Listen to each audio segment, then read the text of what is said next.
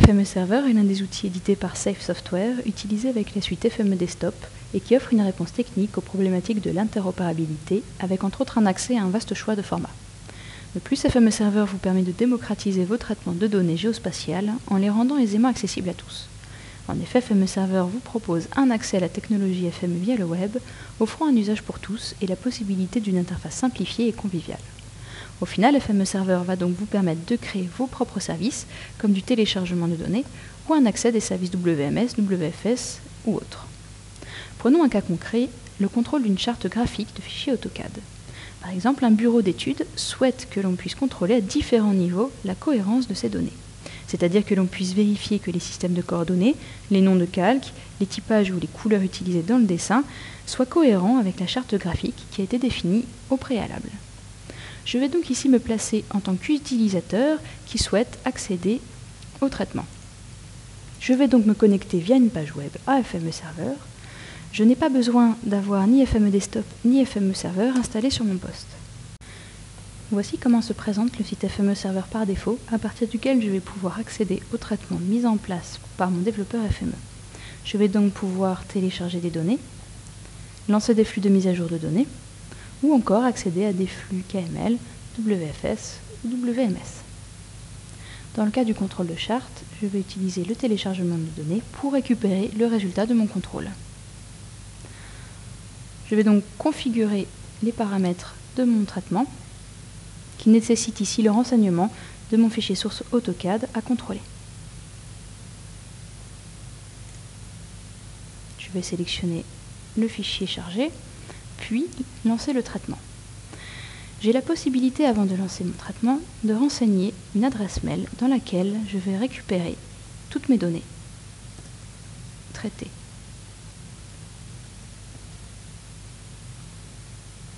Je peux maintenant l'exécuter. Tout se déroulait correctement.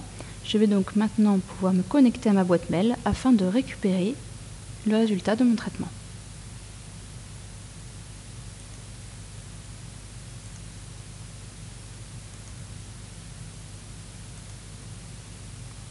Voilà le mail. J'ai le lien d'accès à mes données. Je peux maintenant les télécharger, puis les visualiser.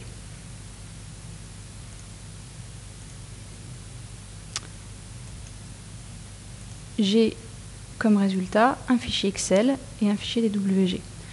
Je vais d'abord ouvrir mon fichier Excel qui permet de récapituler les fichiers traités, les calques qui ont été contrôlés et le résultat de ces contrôles. Je vais également avoir la liste de tous les tests effectués.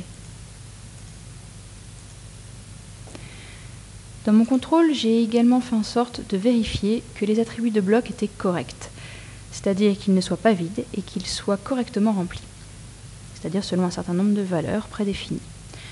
J'ai donc la liste ici de tous les blocs qui sont mal remplis.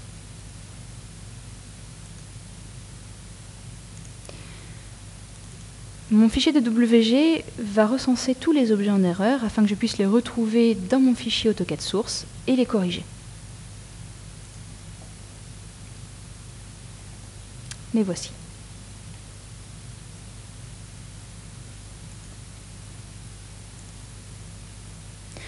Nous venons de voir une utilisation de FME Server dans une situation de contrôle et de validation de données.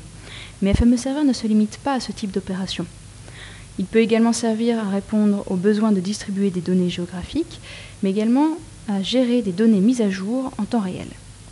FME Server va également améliorer l'efficacité des traitements FME déjà en service dans votre entreprise, puisqu'il permet d'exécuter tous les traitements directement sur le serveur et non pas sur votre poste.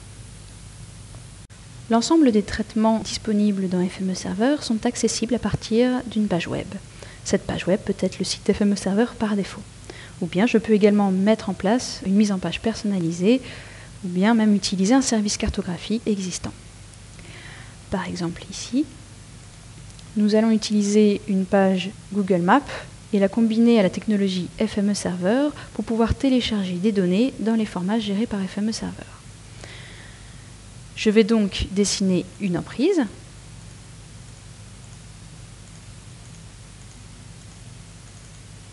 Sélectionner les différents fichiers d'élagage que je souhaite récupérer. Je peux également choisir mon format de sortie et mon système de coordonnées de sortie, donc ici du shape, au format WGS84, et je vais envoyer cette requête à FME Server. On a le détail ici de la requête. On pourrait tout à fait la copier et la coller dans la page du navigateur. J'accéderai ainsi directement au téléchargement.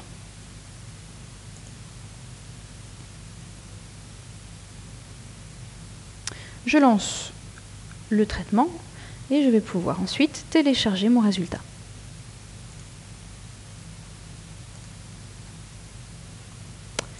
Le voici. J'ai donc un ensemble de fichiers shape, ces trois-là, que je vais pouvoir afficher directement dans ArcMap.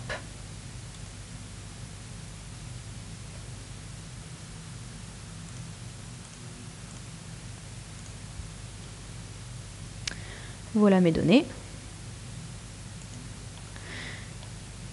Et on peut constater que chacune de ces données a également une série d'attributs qui ont été récupérés.